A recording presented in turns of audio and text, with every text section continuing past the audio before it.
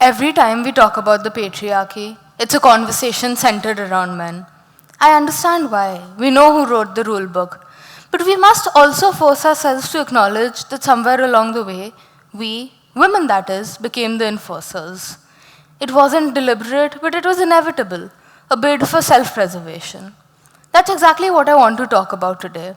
How young women contribute to a culture of misogyny. How we contribute to our own oppression. You see, it starts at home, when we're too young to remember or register it. It stems from the thoughtless comments around the house and the rules that seemingly apply to only half the family. You know exactly what I'm talking about. It's passed down from grandmother to daughter, and it becomes a part of us. And then time passes, we go to school. Here, it's no different, but it's more obvious. It's casual and constant. A teacher tells a student, "Don't act like a girl." 5 minutes later, that student tells his friends, "Will you man up already?" We've created a culture where womanhood is an insult. The girl whose voice is too shrill or whose interests are too feminine, she's essentially a pariah. Someone else is branded as desperate. And the third girl, well, they say she doesn't even have a personality. So why do we talk about her? What I'm getting at here is that we have learned to disrespect ourselves. Women have learned to hate women.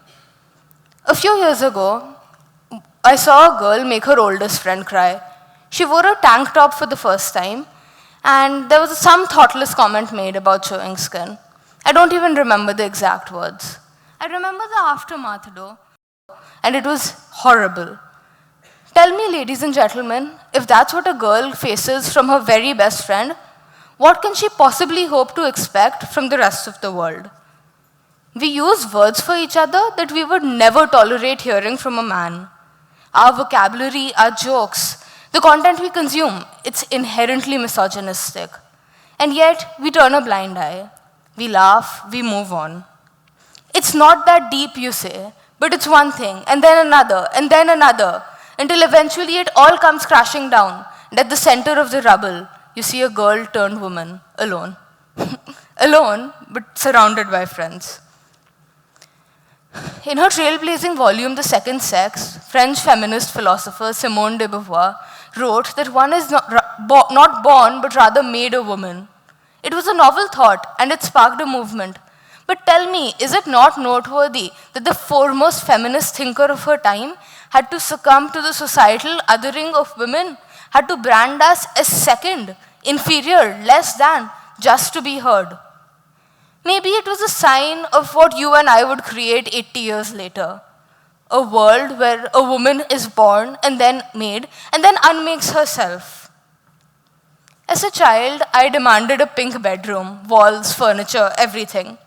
I didn't get it, and I suppose it was for the best, because I spent the next decade avoiding the color like the plague. I chopped off all my hair, and I raised hell if anyone came near me with a dress. Well, looking back, I don't think it was my fault. When the entire world looks to exploit the chink in your armor, you do your level best to eliminate it. As a child, I simply didn't have a choice.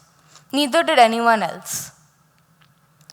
Recently, I was with a friend and I bought a pink t-shirt.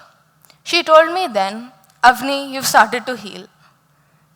"It's a sign," she said.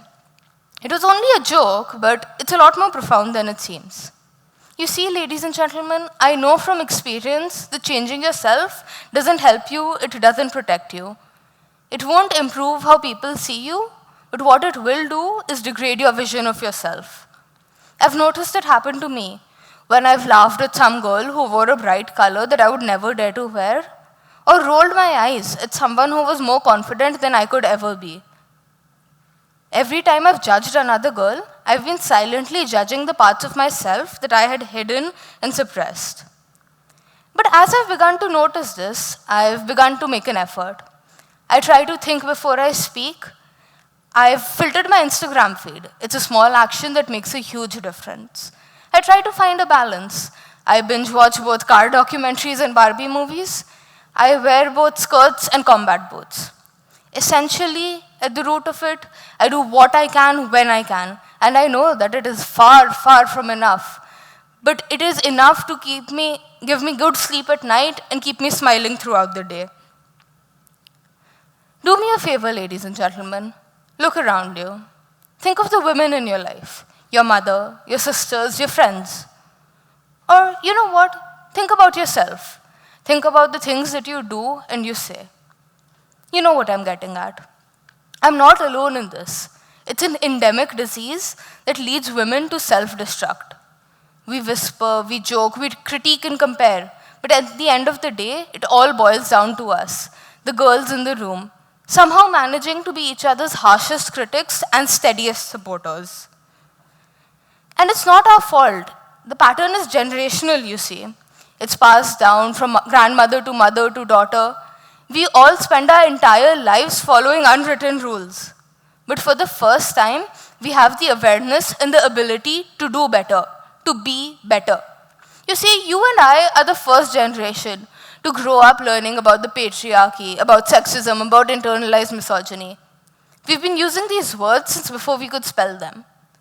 But tell me, what good does it do to know, to protest, to write poetry or scream along to Taylor Swift lyrics if you're blind to the implications of your own actions?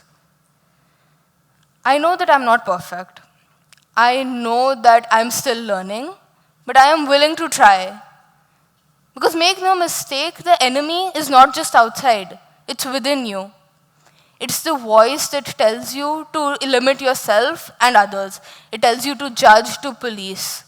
It tells you to follow the rules that no one is courageous enough to voice. And this is a war because and we are fighting this war because for our sisters and our daughters, so that they don't grow up resenting their brothers and their fathers.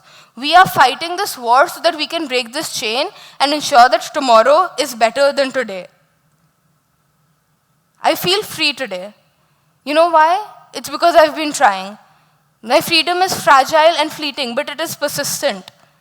I feel free to laugh, to speak my mind, to reclaim the voice and the gestures that I rejected for far too long. Most importantly, I feel free to let other girls be free, to let them exist without comparing them to some impossible standard, without fear, without judgment. And maybe, ladies and gentlemen, that's enough.